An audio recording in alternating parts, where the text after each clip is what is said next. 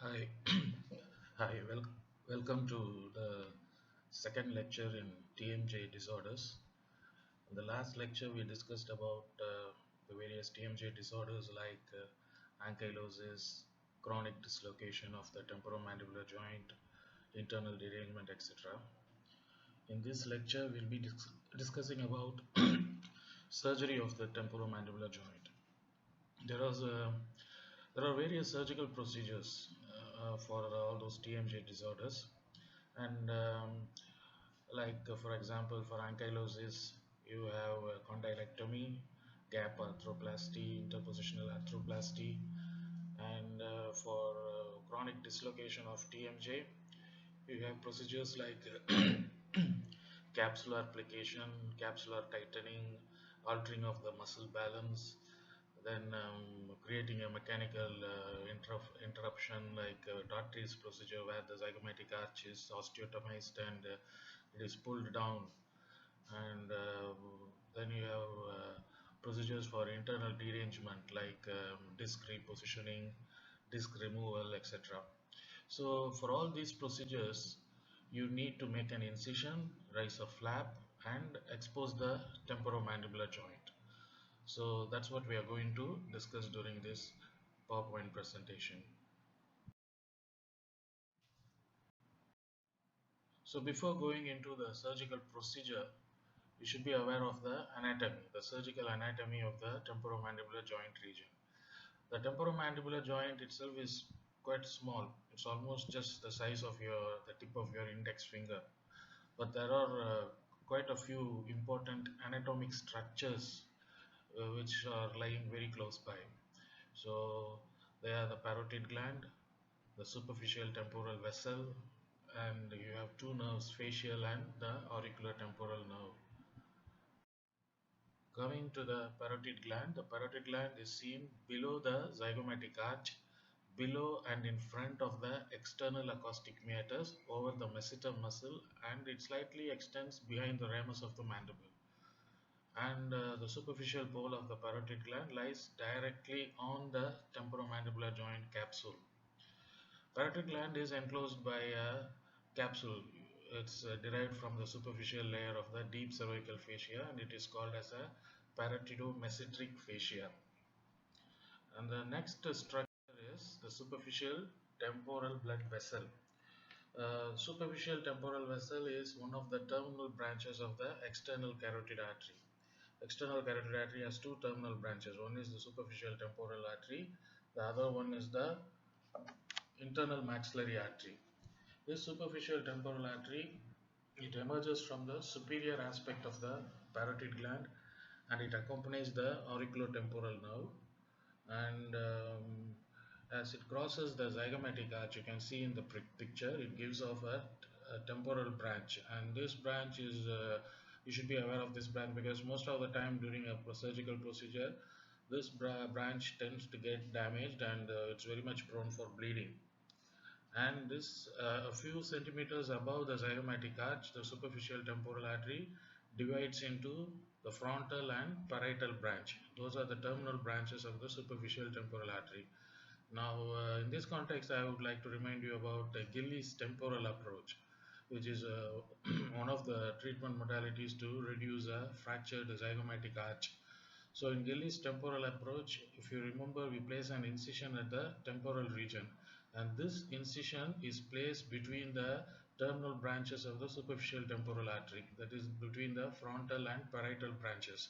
You can see a V-shaped bifurcation at the temporal region.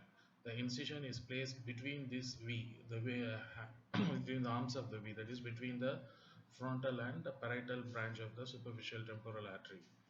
If you are not careful, you might end up damaging one of these branches, and it can result in profuse bleeding.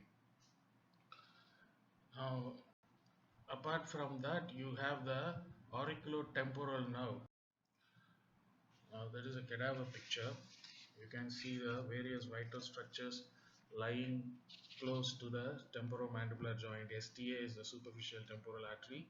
EAC, that is external acoustic meatus or the external acoustic canal.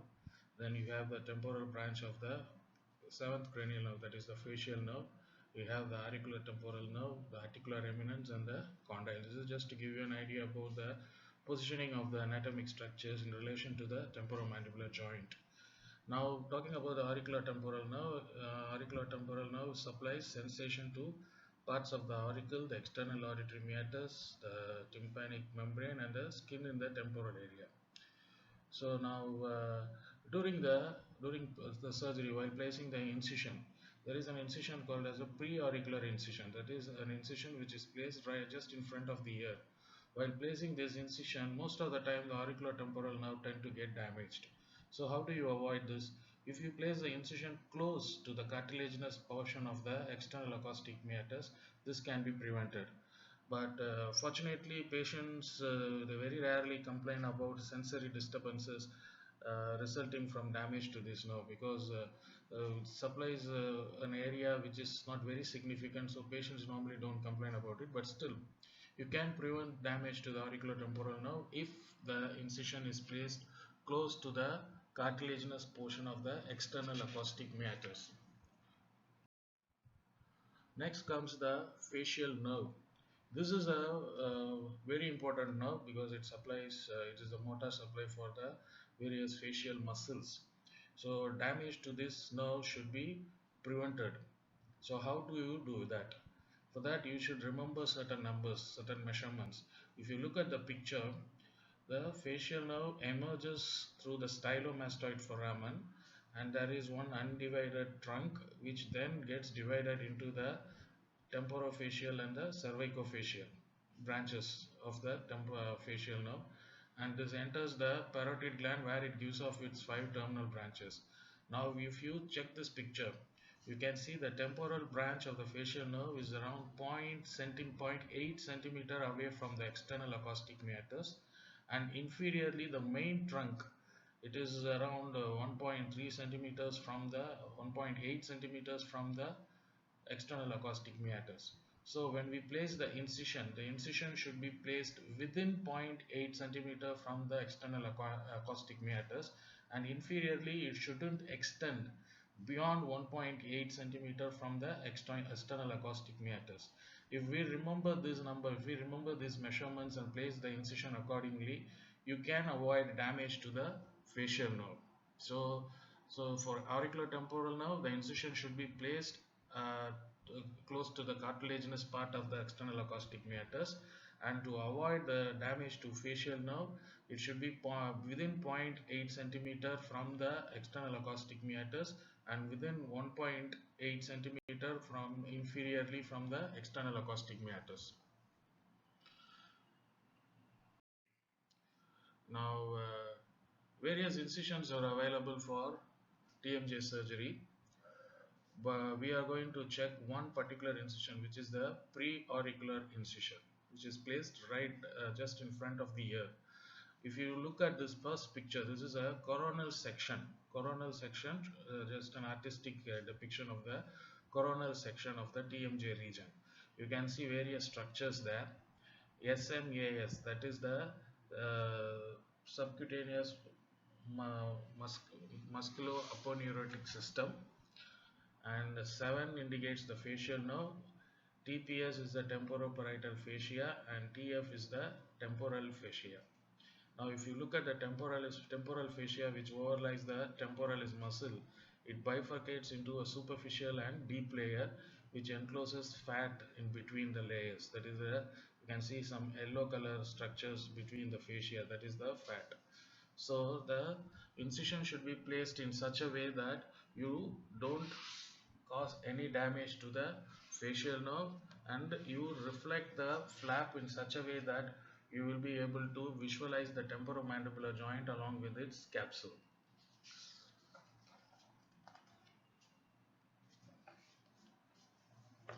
Alright. So various incisions are there, as I said earlier. One is the end oral incision, which is placed close to the cartilage. Then you have the classic preauricular incision. And when it comes to preauricular incision, there are several modifications. And one such modification is the preauricular incision, which extends towards the temporal region. It is called as the Alkayath and Bramley modification.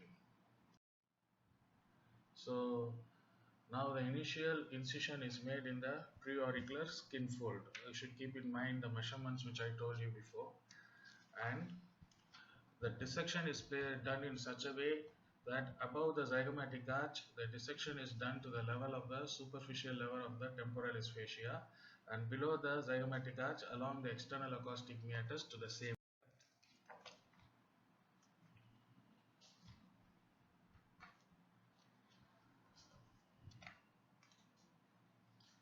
A periosteal elevator. You can see a periosteal elevator. It should be inserted beneath the superficial layer of the temporalis muscle, temporalis fascia, and it is used to strip off the periosteum from the lateral aspect of the zygomatic arch, and it continues down. The dissection should continue down below the arch, just superficial to the capsule of the temporomandibular joint. So you can see the instrument goes below the superficial layer of the temporalis fascia, and it strips the periosteum of the zygomatic arch, the lateral aspect of the zygomatic arch, and the dissection goes down till you reach the temporomandibular joint, exposing the capsule of the temporomandibular joint. And as you do the dissection, you can see the facial nerve getting reflected, or it gets displaced towards the lateral aspect. This way you can avoid damage to the facial nerve. No direct trauma is to the facial nerve. A vertical incision is made then through the intervening tissues just in front of the external acoustic meatus to the depth of the periosteal elevator, and you can raise a flap and you will be able to visualize the joint along with its capsule. So once it is exposed, you can do whatever procedure is supposed to be done. Like you can dissect through the capsule, expose the disc in case of an internal derangement. If you want to do a disc repositioning, or if you want to remove the disc, can be done. And in case of trauma cases, if there is a subcondylar fracture which is high in level, this is an ideal incision to expose the fracture site and do a open reduction and internal fixation. As I said earlier, there are various surgical approaches for the temporomandibular joint. You have the submandibular approach, which is also known as residence incision. Now again here you should be very careful, because while placing this incision there is a very strong chance for the facial nerve, the mandibular branch of the facial nerve, to get damaged. And then you have one more incision which is placed behind the ramus, that is called as the post-ramal approach or the Heinz incision. Then you have the post-auricular approach where the incision is placed behind the ear, and the end-oral approach which is placed against the cartilage. Pre-auricular approach which I was just described before, and it has several modifications like Dingman's, Blair's, Thomas, Popovich. Popovich actually he has modified the Alkayath and Bramley's incision. And then you have the hemicoronal and bicoronal approaches. All these are various surgical approaches to the temporomandibular joint, and it based upon the expertise and discretion of the surgeon, it can vary. All right, now we are going to discuss about a procedure which is called as arthrocentesis. Okay, now arthrocentesis is a treatment for internal derangement of temporomandibular joint. Okay, keep that in mind, because I remember several students in the previous batches have written even during the exam that arthrocentesis is a treatment for TMJ ankylosis. No, arthrocentesis has nothing to do with TMJ ankylosis. It is a treatment for internal derangement of TMJ. To be more specific, the advanced stage of internal derangement, you have something called as closed lock. So initially when we go for a considering the treatment for an internal derangement, initially it is a conservative management where you just give muscle relaxants, so advise the patient to go on a soft diet, maybe give them some splints or the bite appliance, some physiotherapy exercises, etc. So that is the initial conservative management. Just imagine it fails, doesn't make any difference to the patient is still suffering. And the next will be the surgical procedures like surgical contouring of the disc or the repositioning of the disc. So between this conservative and the surgical management, you can do this arthrocentesis, and it will work sometimes. So you can do a arthroscopic lysis and lavage. You can use an arthroscopy to do this procedure, or you can do it in the OP even if you don't have an arthroscope. So how do we do that? Basically, it is use of hydraulic pressure in the upper joint compartment, and it is the indications, as I said earlier, or it's like for patients who are refractory to the conservative treatment. So what are the objectives? Basically, you try to improve the mobility of the disc, and you try to relieve the pain and the inflammation of the joint, and you remove the resistance to condylar translation and restore normal function. What is the what is the hypothesis behind this procedure? Due to the inflammation of the synovial membrane, the sliding of the disc is prevented because the disc kind of gets adhered to the fossa. The disc is inflamed because of the inflammation and swelling. The disc movement is kind of not normal, and it is attached or adhered to the fossa. And because of the inflammation, there will be several inflammatory mediators in that region like prostaglandins, leukotrienes, etc. Now, basically, what we do is we wash out those inflammatory mediators. You call this as lavage.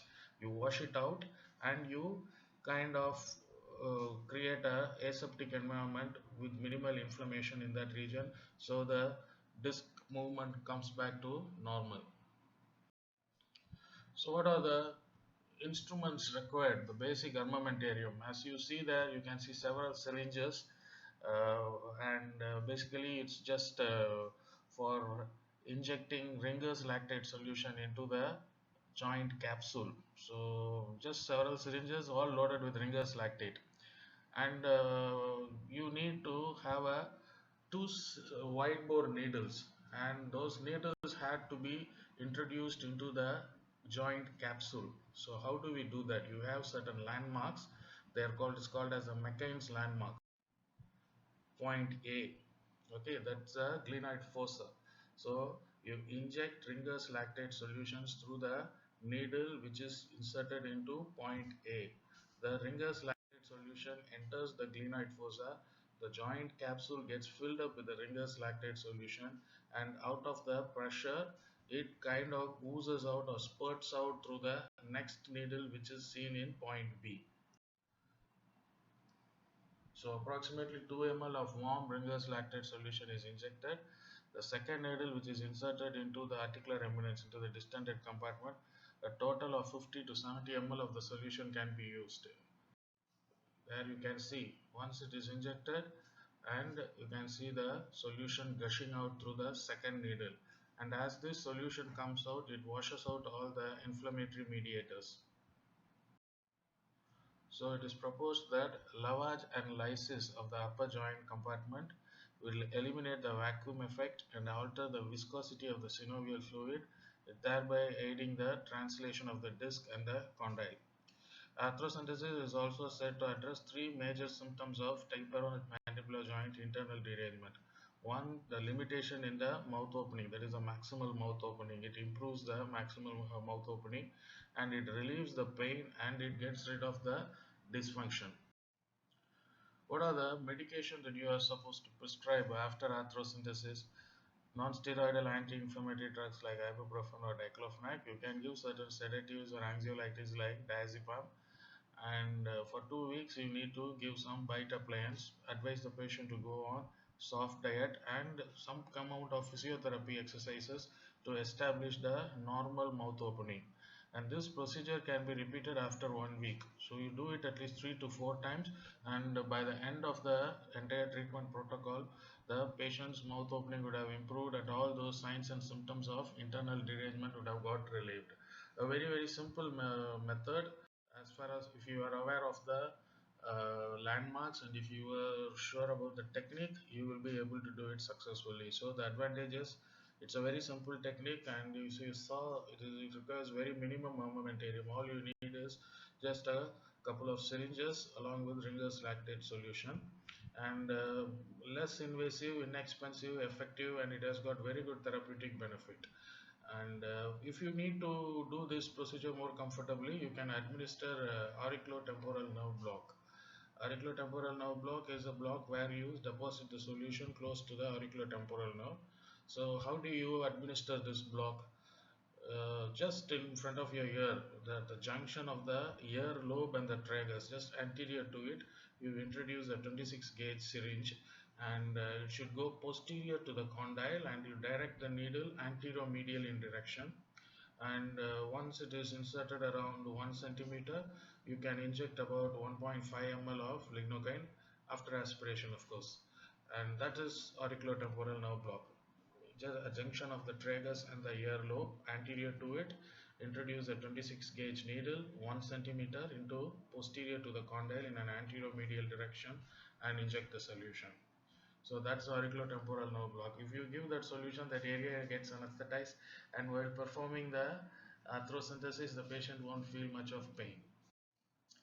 So now we come to the next treatment, or rather instrument used for treatment.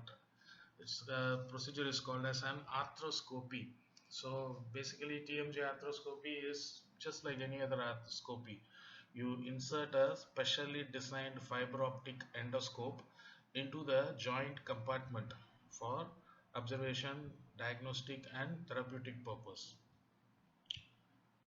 So what are the indications? Where do you perform arthroscopy? For biopsy of suspected lesions, for confirmation of other diagnostic findings that could warrant surgical intervention, basically for diagnosis. And when there is a unexplained persistent TMJ pain that is not responsive to medical therapy. So basically for say an internal derangement, you can do an arthroscopy and do a arthrocentesis via arthroscope. And in patients suffering from osteoarthrosis, as I said earlier, internal derangements associated with hypomobility due to adhesions, disc immobility and disc displacements, and joints that have sustained recent trauma or suffering from degenerative disease or synovial disease, and hypermobility. What are the contraindications? There are certain absolute contraindications like bony ankylosis. So remember, ankylosis is not an indication for arthroscopy, it is a contraindication. And when there is advanced resorption of the glenoid fossa, and there are certain relative contraindications like patients with underlying medical instabilities. I say relative because once the systemic problem is corrected or rectified, the patient can go through the procedure. And if there is some overlying skin infections, arthroscopy cannot be done immediately till the infection resolves, because there is a chance the infection gets transmitted via through the instrument into the joint cavity. And of course, arthrosynthesis cannot be done if you suspect malignant tumor seeding. So what are the parts of an arthroscope? You have a telescope, you have a trocar. Trocar is nothing but a metal tube. It can be either sharp or blunt, and you need an irrigation system and light cable, video monitoring equipments, and then certain instruments like Morse, release elevator, trocar, switching stick needles, etc. And the various equipments used for arthroscopy procedures are forceps, knives and scissors, mini shavers, and surgical lasers.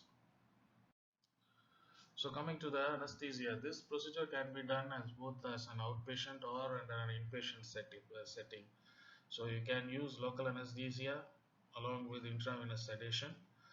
So basically for lysis of adhesions, eminentia release, capsular stretch procedures can be done under local anesthesia. So this is just the setup. You have a video monitor, the patient is there, the surgeon or the surgical assistant, the technician, an anesthesiologist, anesthesia machine. This is just a setup for an arthroscopy. What are the general principles for arthroscopy? The joint should remain fully distended, allowing easier trocar puncture and minimizing the risk of iatrogenic intracapsular damage. The skin should be punctured with a short trocar to minimize trauma. All intra-articular procedures should be done with care to prevent articular surface damage, and specific attention should be given to preserve as much healthy synovium as possible in order to enhance its physiologic effects on the joint. And the joint space should be kept expanded during instrumentation by a slow infusion of irrigation system. So that's how we do it. Okay, so you can see an eye there which is visualizing through the arthroscope, and joint space, and there will be another trocar with a, which is through which you can do the irrigation, as well as through which the instrumentation can be done. And as you visualize, there will be a physiological irrigation system which will be constantly irrigating the joint cavity so that the joint space is kept distended. So arthroscopic procedures can be done under four techniques. One is the observation, where you just visualize. The second was the blind method, where you don't see anything, you just put the instrument through the trocar and you operate blindly. Third is called as the triangulation. Through one trocar you will be visualizing, the other trocar you do the instrumentation, and the fourth is known as the double sheath method, where you will be visualizing and doing the instrumentation through the same trocar. So what are the various arthroscopy procedures? As I said earlier, lavage and lysis in cases of internal derangement. If you want to do a biopsy, doing a lateral capsule release, okay, and then that is for disc repositioning, synovectomy, debridement and abrasion, treatment of hypermobility and recurrent laxation, and intra-articular pharmacotherapy. So coming to the complications of arthroscopy, you can end up damaging certain vessels, right? While introducing the trocars, you should be very careful, keeping in mind the anatomy of the area. And extravasation can happen, or can damage certain nerves. Instruments can get broken. Otologic complications, it lies very close to the external acoustic meatus, and during instrumentation, if you are not careful, you might perforate the external acoustic meatus wall and lead to otologic complications. Or you can, even if you are not careful, you might damage the roof of the glenoid fossa, leading intracranial damage, because it's just overlying the glenoid fossa, you have the middle cranial fossa. And you can transmit, or you can cause infection. So coming to the post-operative care after TMJ surgery. After TMJ surgery, physiotherapeutic exercises are a must. So in chronic lock cases, intensive training is required. Intensive training in the sense, opening of mouth opening exercises, vertical opening, lateral excursion, protrusive or gliding movements, etc. And you have something called as isometric exercise, where the patient is advised to exert pressure over the mandible and move the mandible opposing the pressure in all directions. So this training should be very intensive in cases of chronic lock cases. And in disc repositioning cases, this should be done in a gradual manner. Like start slowly, and slowly you start increasing the intensity of the exercise. This is to give some space for the healing, because when you do a disc repositioning, certain amount of trauma has happened and healing will be happening, so you don't want to interfere with the healing. So for disc repositioning cases, the physiotherapy exercises should be done in a gradual increasing manner. So that brings us to the end of this lecture. There is this picture, I want you to have a look at this picture. This is I'll just give you a clue. This is a complication or a post-operative complication following TMJ surgeries. Okay, and what you see in this picture is an investigation to confirm this complication. Okay, so I want you to find out or identify the complication, the pathophysiology behind this complication, and what this investigation is all about, how does it work, and of course the management part. So that will be your homework, and if you have any other questions or doubts or queries regarding this topic, kindly post it in the e-portal, and let me see the response for this particular question. If We will post this in the Google class also. Okay, and thank you very much. Have a nice day.